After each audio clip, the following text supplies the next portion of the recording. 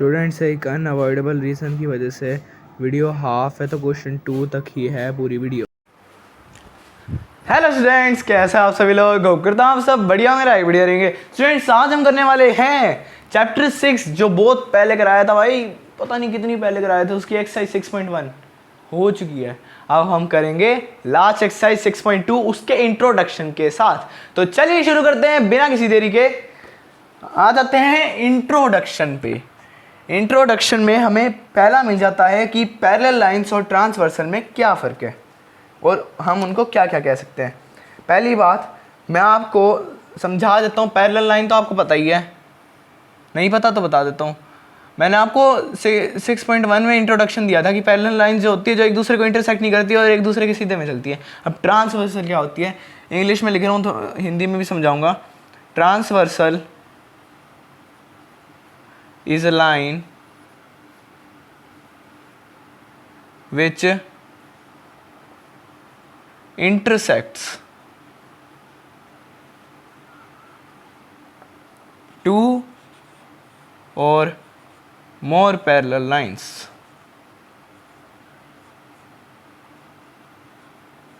मैं ऐसा क्यों लिख रहा हूँ? अब देखो ये एंगल्स पढ़ने वाला चैप्टर है। एंगल्स में ना हमें ये लाइन बहुत तंग करेगी, ट्रांसवर्सल क्या होती है।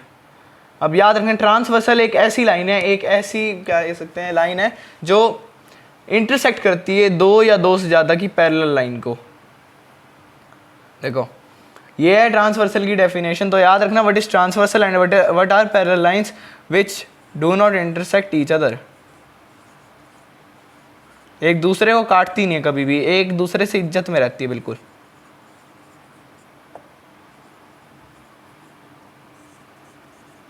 समझे? अब यहाँ हमें कुछ एंगल्स दिए गए हैं और उन्हें समझाएंगे कि क्या होता है। अब यहाँ जो होगा ना हमें नाम दिए जाएंगे एंगल्स के और ये बताए जाएंगे कि वो इक्वल होते हैं कि नहीं। सारा अच्छी तरह समझाऊंगा भाई। फिगर देख लेता हूँ पहले कैसे बना हुआ है वो। ये फिगर बना है, देखो। अब यहाँ ना मैं एंगल्स को नेम दे देता हूँ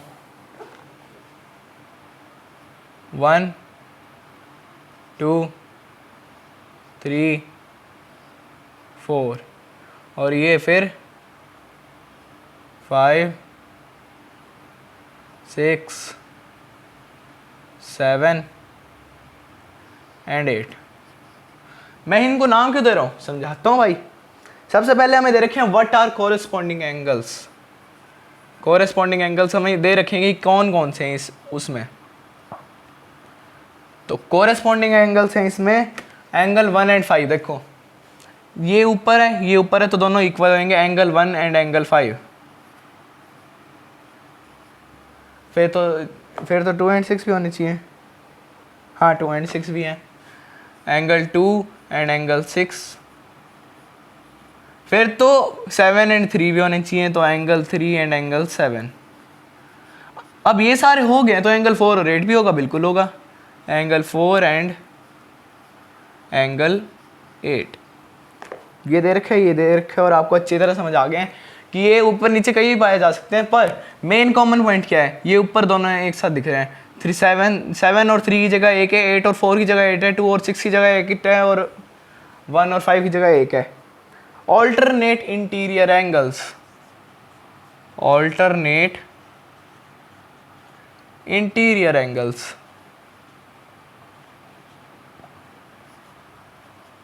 भैया इसका नाम देख के ना मेरे को ऐसा लग रहा है मैं इन एंगल्स को जानता हूँ।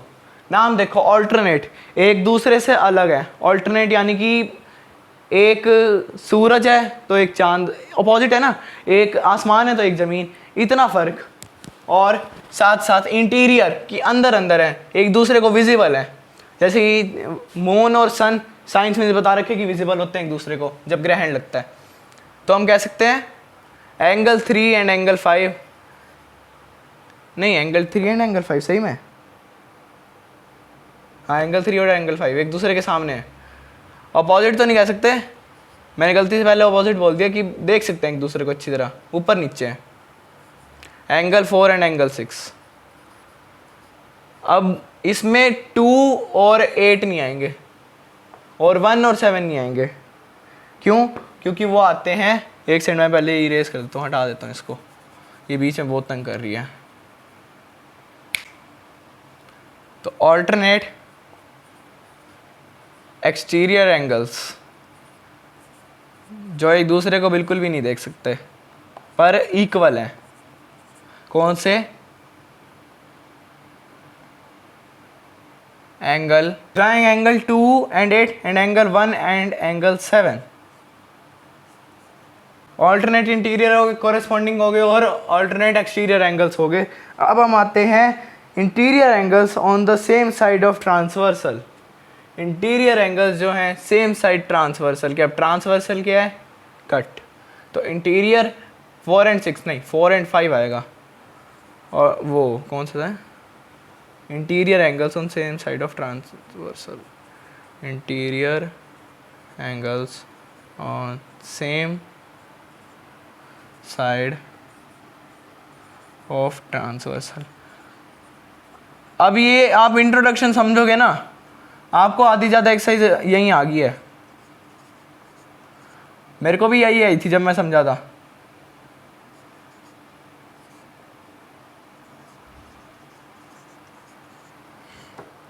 क्योंकि भाई अगर आप ये समझ ले तो फिर तो एक्सरसाइज इसके ऊपर बेस्ड है। आगे समझते हैं। आगे दे रखा है interior angles on the same side of transversal also called as consecutive लगातार, और क्या होता है? को इंटीरियर एंगल्स भी बोलते हैं। तो अब ना इनके लिए एक्सियम और थ्योरम दे रखे हैं, तो चलिए एक्सियम और थ्योरम्स की तरफ चलते हैं बिना किसी देरी के। तो एक्सियम 6.3 पे आ जाते हैं। पहली बात, मुझे पता है वीडियो बहुत ज़्यादा लंबी बन जाती है मेरी, मैंने बहुत बार नोटिस किया है। कोई बात नहीं, अगर आपको समझ आ रहा है तो वीडियो की लेंथ भी बहुत सही जा रही है, फिर तो बड़ी है, कोई बात नहीं, समझ आना चाहिए बस, मैं समझाने के लिए आऊँ, वरना मेरा कोई काम ही नहीं है फिर। If a transversal intersect two parallel lines, जो ये ट्रांसवर्सल है, जब ये दो पैरेलल लाइंस को इंटरसेक्ट करता है तो जो इसके कोरेस्पॉन्डिंग एंगल्स होंगे। अब कोरेस्पॉन्डिंग एंगल्स कौन से थे? Angle 1 and angle 5। ये दोनों इक्वल होंगे हमेशा। मैं पहले लिख देता हूँ नाम इसके, जिससे आपको समझ आ जाए। तो जब ये इनको कट करती है ना, तो कोरेस्पॉन्डिंग एंगल्स हमेशा इक्वल होते हैं।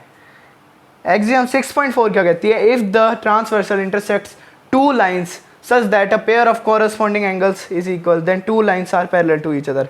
सबसे मेन चीज, जब ये इसको कट करती है, पैरेलल लाइंस को कट करती है, पैरेलल नहीं बोलूंगा, लाइंस को कट करती है और कोरेस्पॉन्डिंग एंगल इक्वल होते हैं, तो हम कह सकते हैं lines are parallel to each other. अब थ्योरम दे रखा है। थ्योरम दिया है कि if transversal intersects two parallel lines then each pair of alternate interior angles is equal. कि जो ऑल्टरनेट इंटीरियर एंगल्स हैं, जैसे कि 3 and 5, ये इक्वल होते हैं। और एक और थ्योरम है ना, ये एक और होगा शायद, हाँ ऐसा, हाँ सेम है। जब ये इन दोनों को इंटरसेक्ट करती है और ऑल्टरनेट इंटीरियर एंगल इक्वल होते हैं तो लाइंस भी पैरेलल मानी जाती है। ये रीज़न है, ये आगे जरूर आएगा, ये बहुत काम की चीज़ है, जरूर आएगा ये क्वेश्चन में। आप दे रखा है if transversal two parallel lines intersect two parallel lines then each pair of interior angles on the same side of transversal is supplementary। यानी कि जो ट्रांसवर्सल है वो इंटरसेक्ट करता है each pair of interior angles on same side of transversal।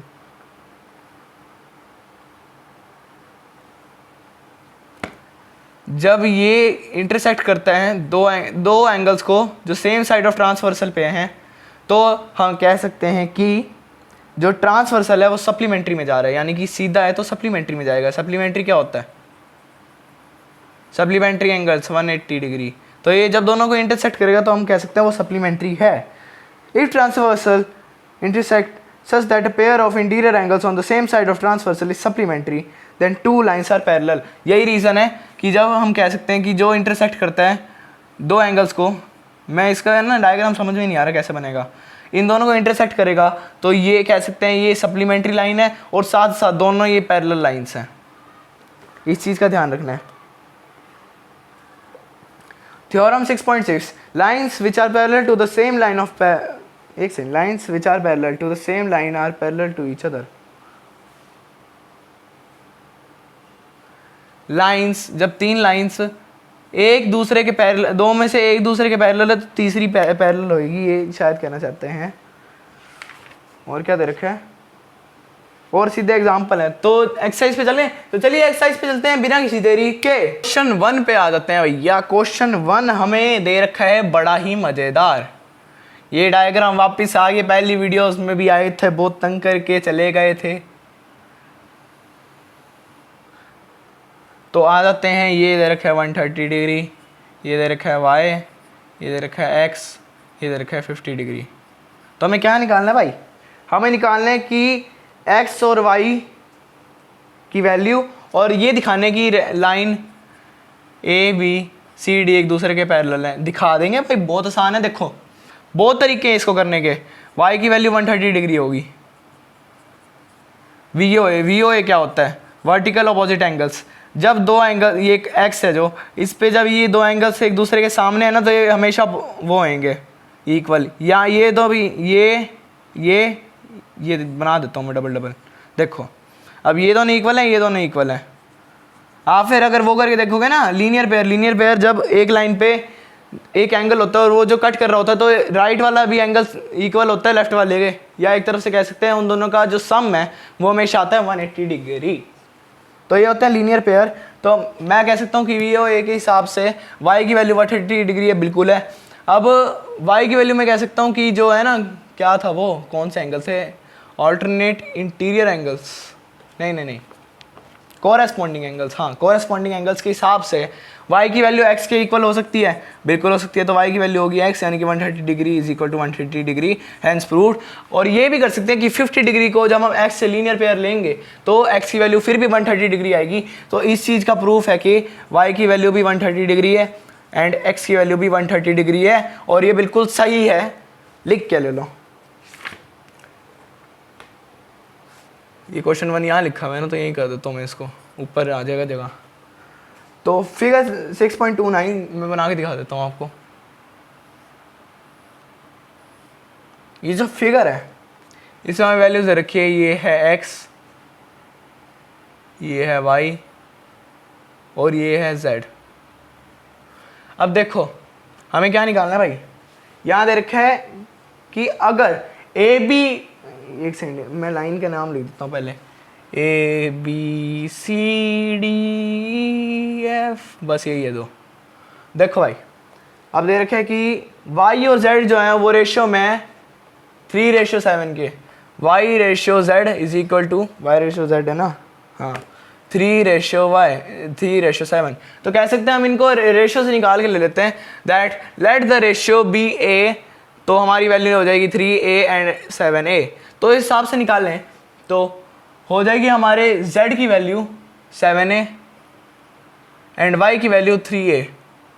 अब ये निकालने का बहुत मज़ेदार तरीका है कि जब हम ऑल्टरनेट इंटीरियर एंगल्स लेंगे तो ये दोनों इक्वल है, यानी कि x की वैल्यू भी निकल गई 3a और हमें x की वैल्यू निकालनी है असली वाली, तो 3a। और जब हम कॉरेस्पॉन्डिंग एंगल लेंगे तो यहाँ की वैल्यू हो जाएगी 7, वो यहाँ की नहीं, यहाँ की वैल्यू हो जाएगी 7a। अब वर्टिकल अपोजिट एंगल के हिसाब से इसकी वैल्यू होगी 7a और इसकी वैल्यू होगी 3a।